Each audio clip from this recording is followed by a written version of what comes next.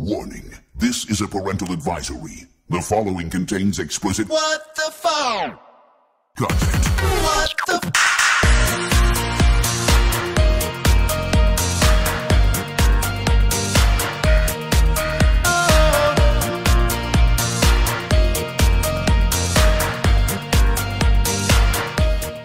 Hey guys, this is Matt Zarley, and you're on Homorazzi.com.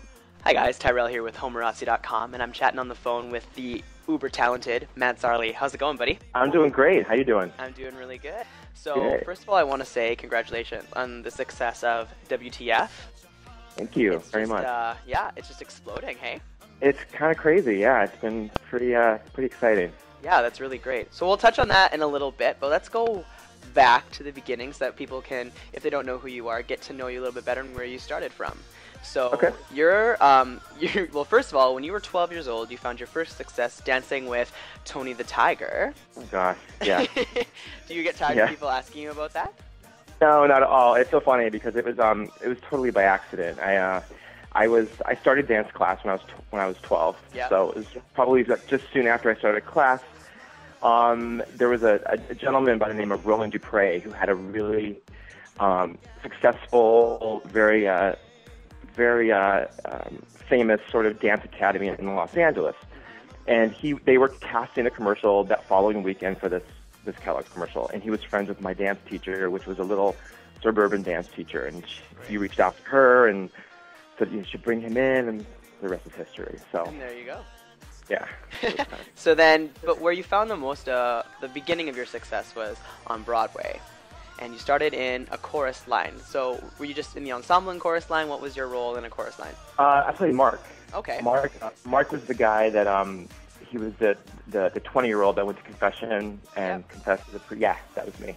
Excellent. And then Yeah, from there, you did more exciting things, Cats, Chicago, and then you were in Joseph and Tommy, which are probably really exciting experiences, I can imagine. Oh yeah, I mean, Tom, hands down, was like my favorite experience of everything. So what made you decide to take the transition from Broadway baby to pop vocalist? No, music was always probably my number one passion. Even as a kid, I used to lock myself in my bedroom, when I was really young, and just listen to music all day long. And I would write out lyrics, and I mean, just things that young kids don't do. Right. Kind of strange. Yeah.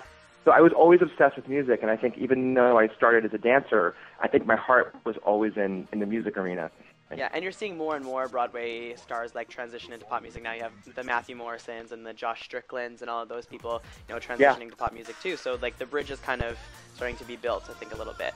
But you were like kind of the original, so you can take credit for that. Oh, wow. You have all these amazing inspirations in your life, but is there someone that you would dream of collaborating with or working with? You've worked with some pretty incredible people already, like Billy Porter and such, but is there someone out there that you'd really like to work with? You know who probably my favorite artist, probably of the past several years, who I think she's underrated. I'd love to work with is Indy Ari. Oh yeah, I love her.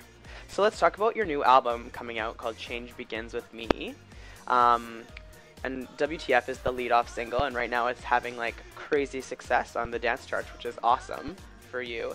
One thing I noticed is that the sound of that song is a little bit different from what we normally hear from you. Normally your song's a little bit more like guitar-driven pop. So what was the inspiration for WTF to create like more of a different, edgier, more dance-like sound for that song alone? That particular song, and there's another song on the album, which will be like probably the next dance remix set will probably come out later in the year. Okay. I co-wrote with a guy in Chicago named Mark Picchiotti, and he's a very renowned DJ, producer, remixer. He's had a lot of hits, and he's been around for a long time.